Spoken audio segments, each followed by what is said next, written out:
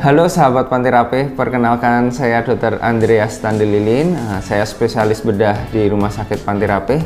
Pada kesempatan kali ini saya ingin sharing tentang penyakit yang kita kenal dengan usus buntu.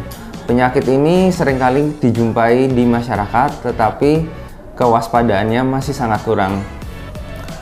Apa itu usus buntu? Usus buntu merupakan penyakit yang disebabkan peradangan pada appendix.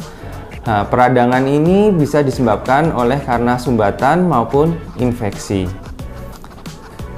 Penyebab utama peradangan pada appendix atau yang kita kenal dengan usus buntu ini disebabkan oleh sumbatan benda asing. Di situ bisa karena biji-bijian cabai, parasit seperti cacing, maupun infeksi dan pembengkakan jaringan limfoid. Gejala apa yang sering kita jumpai pada penyakit usus buntu?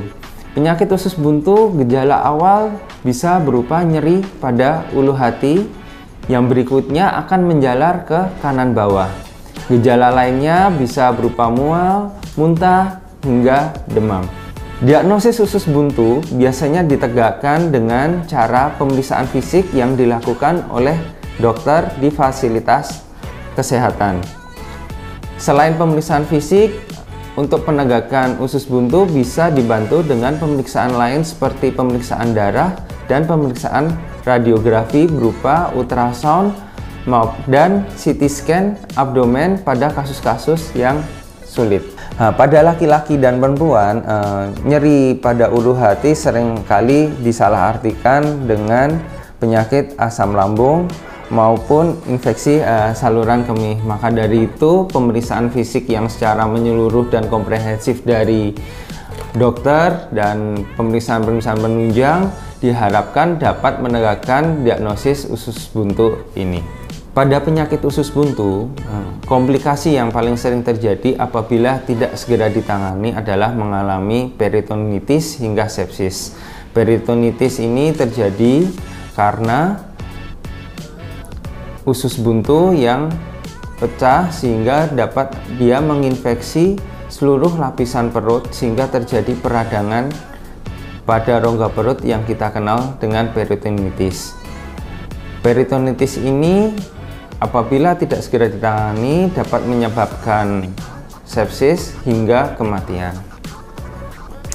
Lalu tata laksana untuk usus buntu itu apa? Pembedahan merupakan pilihan utama dalam mengobati penyakit usus buntu. Pembedahan pada appendix atau yang kita kenal dengan appendektomi bisa dilakukan dengan dua cara, yaitu dengan cara pembedahan terbuka, yaitu yang cara klasik, dan yang sekarang bisa digunakan dengan cara laparoskopi. Lalu pemulihan dan perawatan pasca operasi bagaimana? Pemulihan untuk penyakit usus buntu ini bervariasi. Pada kasus yang masih simpel, yang segera ditangani, yang belum mengalami komplikasi, biasanya pasien hanya memerlukan waktu tinggal di rumah sakit sekitar 1 hingga 2 hari. Sedangkan pada kasus-kasus yang sudah kompleks, yang sudah mengalami komplikasi, kemungkinan lamanya tinggal di rumah sakit lebih lama dari 3 hingga 5 hari. Diet yang disarankan pada pasien pasca operasi usus buntu adalah diet dari cair bertahap akan menjadi makanan lunak dan makanan keras hingga dietnya sudah bebas. Untuk aktivitas sendiri pasca operasi usus buntu, sebenarnya pada kasus yang simpel dalam waktu 1 minggu pasien sudah dapat beraktivitas secara normal kembali. Tetapi pada kasus-kasus yang kompleks, yang sudah mengalami komplikasi, biasanya aktivitas mungkin untuk dapat kembali beraktivitas normal mungkin memerlukan waktu yang lebih lama, sekitar 2 sampai dengan 3 minggu.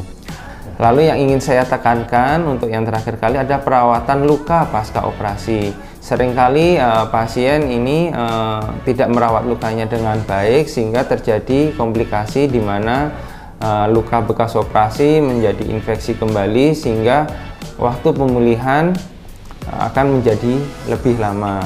Maka dari itu perawatan luka pasca operasi ini bisa dilakukan dengan cara mengganti perban di tempat layanan fasilitas kesehatan. Tidak harus di rumah sakit, di puskesmas pun kita bisa lakukan.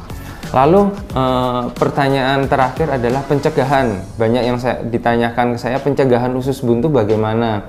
Memang untuk usus buntu umumnya tidak dapat dicegah secara langsung karena penyebab pastinya kita tidak dapat menghindari. Namun ada beberapa langkah yang bisa kita lakukan untuk mengurangi resiko terkenanya usus buntu. Antara lain yang pertama, kita dapat mengkonsumsi makanan yang kaya dengan serat sehingga membantu pencegahan penyumbatan pada apendiksnya atau usus buntunya.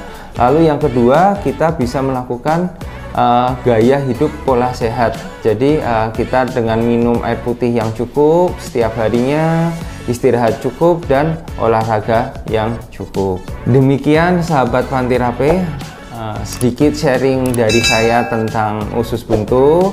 Saya harap informasi yang sedikit ini dapat bermanfaat bagi seluruh sahabat Pantirape.